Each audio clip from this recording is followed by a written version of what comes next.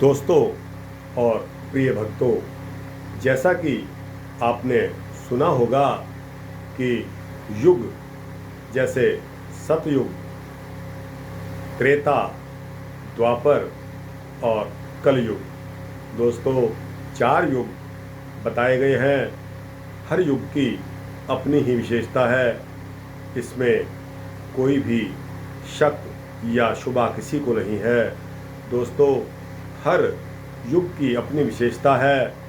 तो दोस्तों, अब हम क्योंकि कलयुग में जन्म लेकर आए हैं, तो दोस्तों हमें कलयुग के बारे में कुछ ज़्यादा ही सोचना पड़ेगा। दोस्तों, कलयुग में हमको क्या फ़ायदे और क्या नुकसान हो सकते हैं, उनके बारे में अगर आप अभी से चेतना में रहेंगे तो आपको फ़ायदा होगा। दोस्तों, कहते हैं ना, कायदे में रहोगे तो फ़ायदे में रहोगे। दोस्तों, इसलिए इस कलयुग के वृतांत को लेकर हाजिर हुआ हूँ आपके समक्ष। उम्मीद करता हूँ कि यह वृतांत आपको पसंद आएगा। दोस्तों, इस वृतांत को शुरू करता हूँ बिना देर किए। लेकिन दोस्तों, एक विनती है कि इस वृतांत के अंत तक मेरे साथ बने रहिए। और दोस्तों, यह वृतांत बहुत ही सुंदर और आकर्षक होने वाला है। दोस्तों, यह मेरे शब्द नहीं हैं, यह ग्रंथों पर आधारित शब्द हैं। इसलिए आपसे विनती है कि जो भी 8-10 मिनट 12 मिनट यह वृतांत चलता है, आप बने रहिए मेरे साथ। तो दोस्तों, आइए शुरू करते हैं। कलिकर एक पुनीत प्रतापा,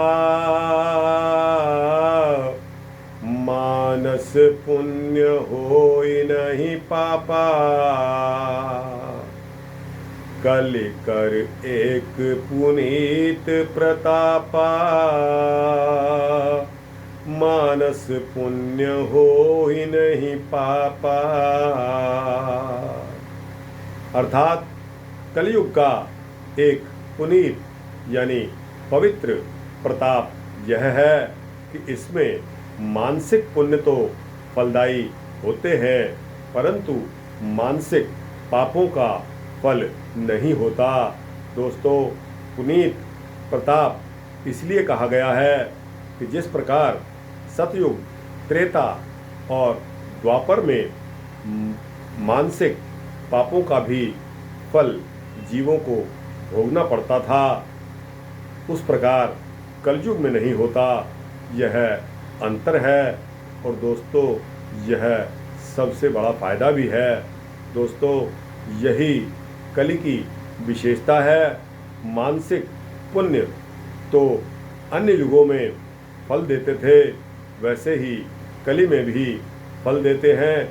अतएव मानसिक पुण्य के विचार से नहीं, बल्कि मानसिक पाप के फल न देने के विचार से ही कलयुग के पुनीत प्रताप का यहाँ उल्लेख कर रहा हूँ। दोस्तों, इसी से मानस पुण्य हो ही नहीं पापा, अर्थात मानस पुण्य तो होते ही रहेंगे और मानसिक पाप नहीं लगेगा, ऐसा कहा गया है।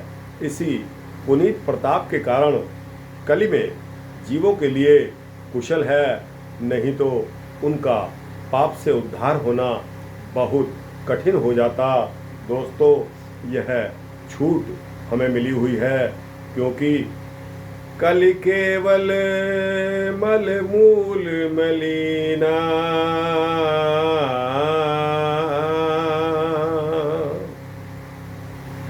कलि केवल मल मूल मलिना,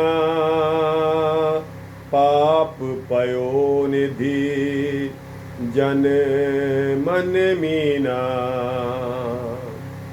कलि केवल मल मूल मलिना, पाप पयो निधि जन मन मीना। यह मलिन कलयुग केवल मल का मूल है।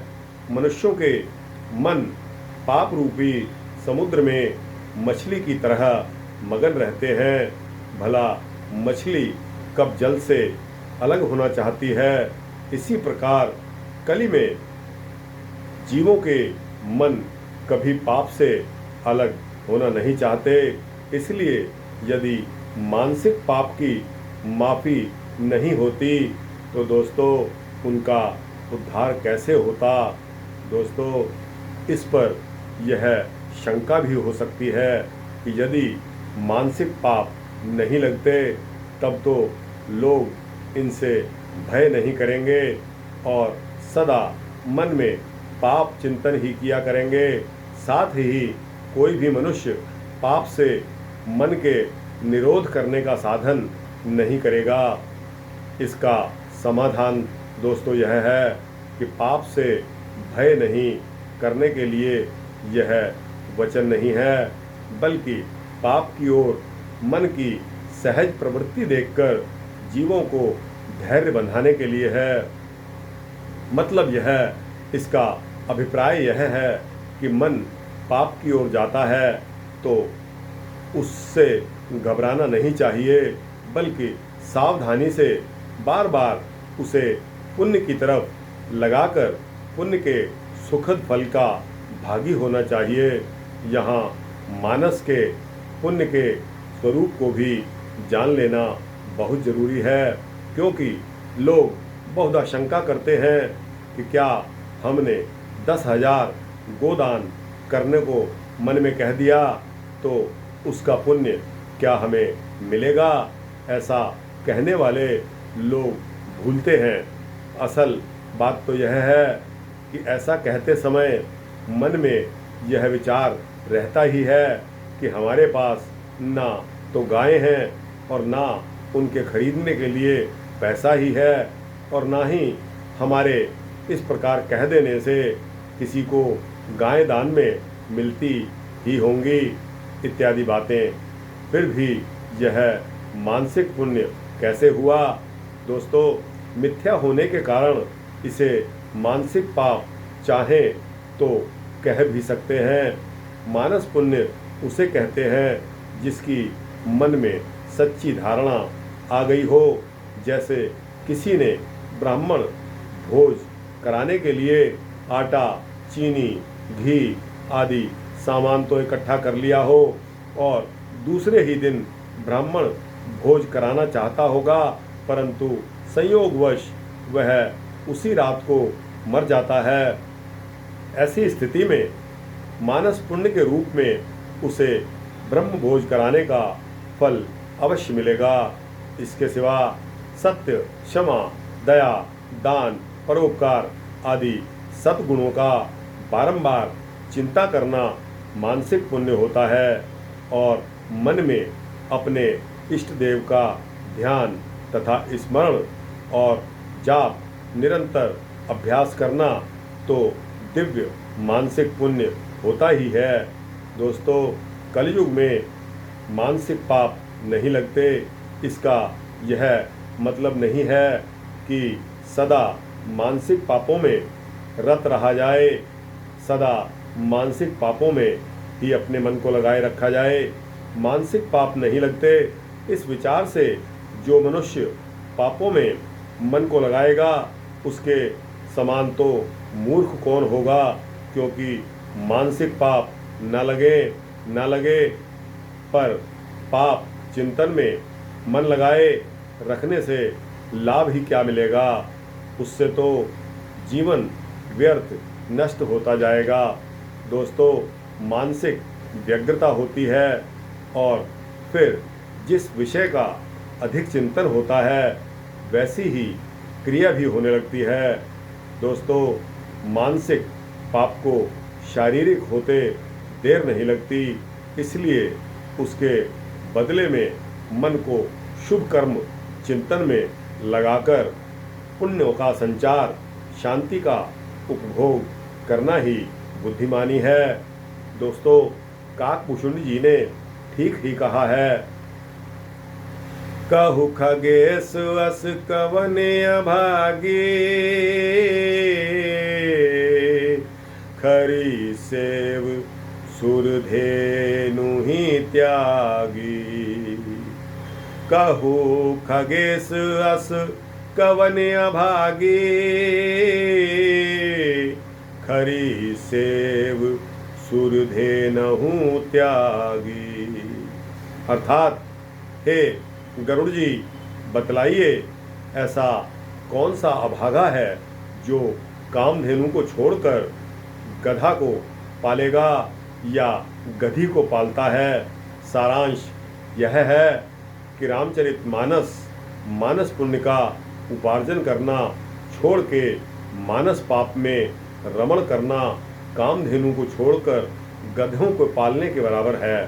दोस्तों, कोई अर्थ करने वाले हो ही नहीं, पद को दोनों ओर लगाकर ऐसा अर्थ कर जाते हैं कि न मानस पुण्य होते हैं और न मानस पाप, परंतु यह ठीक नहीं है, क्योंकि ऐसा अर्थ करने से पुनीत प्रतापा में जो प्रशंसा सूचक बढ़ाई अभिप्राय बढ़ाई से है वह व्यर्थ हो जाता है। दोस्तों, ग्रंथ के प्रसंग और अनुबंध का विचार करने पर हमारा उपयुक्त अर्थ भी ठीक जान पड़ता है। यथा गुणों बहुत कलयुग कर बिन प्रयास निस्तार। गुणों बहुत कलयुग कर बिन प्रयास निस्तार। कलयुग समयुग आन नहीं जो नर कर विश्वास। कलयुग समयुग आन नहीं जो नर कर विश्वास। गाय राम गुण गण विमल भवतर बिनहि प्रयास। गाय राम गुण गण विमल भवतर बिनहि प्रयास। कलयुग केवल हरि गुण गाहा। गावत नर पावहि भवताहा। नाम प्रताप प्रगट कल माही। कृत युग त्रेता द्वापर पूजा। मख अर जोग जो गति होय सो कल हरे। नाम ते पावहि लोग। इसी प्रसंग के बीच में कलिकर एक पुनीत प्रतापा मानस पुण्य हो ही नहीं पापा। दोस्तों, यह चौपाई भी आई है और मानस प्रेमी उत्तरकांड में काकभूषणी द्वारा कलि धर्म वर्णन, जिसका दोहा नंबर 102 से 103 तक हैं, उनको भी पढ़ना चाहिए। दोस्तों, यह वृतांत कलयुग में हमको क्या छूट मिली हुई है। दोस्तों, आपको सत्य बता दूं तो सतयुग में तो सत्य ही सत्य चलता था। दोस्तों, हमारे लोगों की तरह ऐसा नहीं होता कि अगर कोई किसी की मौत हो जाती है तो उस समय राम नाम सत्य कर लेते हैं, उसके आगे पीछे कुछ नहीं। दोस्तों, सतयुग में केवल सत्य ही चलता था और लोगों के कद बहुत बड़े होते थे क्योंकि वह झूठ नहीं बोलते थे। दोस्तों, सबसे बड़ा कारण सत्य बोलने का फायदा यह था कि लोगों के कद उस समय 48 और 50 फुट तक बताए गए हैं ग्रंथों के मुताबिक। उसके पश्चात दोस्तों आया दूसरा युग। जब सतयुग के बाद त्रेता आया तो दोस्तों उस समय त्रेते में श्री राम जी का अवतार हुआ। दोस्तों, श्री राम जी के युग में भी लोग झूठ सच बोलकर अपना काम चला लेते थे। श्री राम जी ने प्रभु राम ने सतयुग के मुकाबले का साम्राज्य खड़ा करके अयोध्या में रामराज कायम किया। लेकिन दोस्तों धीरे धीरे प्रवाह कुछ ऐसा चलता गया कि द्वापर आते आते लोगों में झूठ का प्रवेश बढ़ता गया। और दोस्तों कलयुग में आकर तो झूठ, पाखंड, क्रोध, लोभ, मोह, मद, अहंकार, इन सभी ने मनुष्य के घर में ऐसा डेरा डाला कि दोस्तों आज मनुष्य मैं ही मैं करता है और अंदर इतना पाखंड और घमंड भरा हुआ है कि सिर्फ उसको अपना स्वार्थ दिखाई देता है। दोस्तों आपको सच बताऊं कि इस धरती पर कितने ही लोगों से संपर्क में आने के पश्चात उस समय यह लगता है कि यह अमुक व्यक्ति कितना पाखंडी, कितना स्वार्थी हो गया है कि वह अपने स्वार्थ में इतना अंधा हो गया है कि उसको यह भी भूल गया है कि अंत टाइम में इन सभी कर्मों का निपटारा होगा, तराजू पर इसका संतुलन होगा, इनको तौला जाएगा। दोस्तों हर कर्म का जवाब देना पड़ेगा। दोस्तों एक एक कर्म का, एक एक काम का हमको जवाब देना पड़ेगा। तो दोस्तों उस अवस्था में हमारा क्या होगा वह धर्मराज ही जानता है। दोस्तों आप सभी धर्म प्रवृत्ति के लोग बने रहें, अपने पापों से डरें। दोस्तों पाप मत करें। जिस तरह मैं आपको अपने कई वृत्तांतों में बताता चला आ रहा हूँ कि हमारे दुश्मन जो काम, क्रोध, लोभ, मोह, मद, अहंकार वगैरह हैं, इनसे हम जितना बच सकें उतने ही हम फायदे में रहेंगे। दोस्तों इन शब्दों के साथ यह वृत्तांत समाप्त करता हूँ। आपको दोस्तों यह वृत्तांत कलयुग में छूट का वृत्तांत कैसा लगा?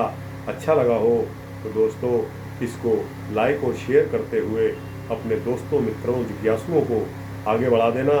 और दोस्तों इस चैनल को अगर आप सब्सक्राइब करेंगे तो आपको इसी तरह के भक्ति वृत्तांत मैं रोज़ाना देता रहूँगा, ऐसा मेरा वादा है। जय श्री राम, जय श्री कृष्ण।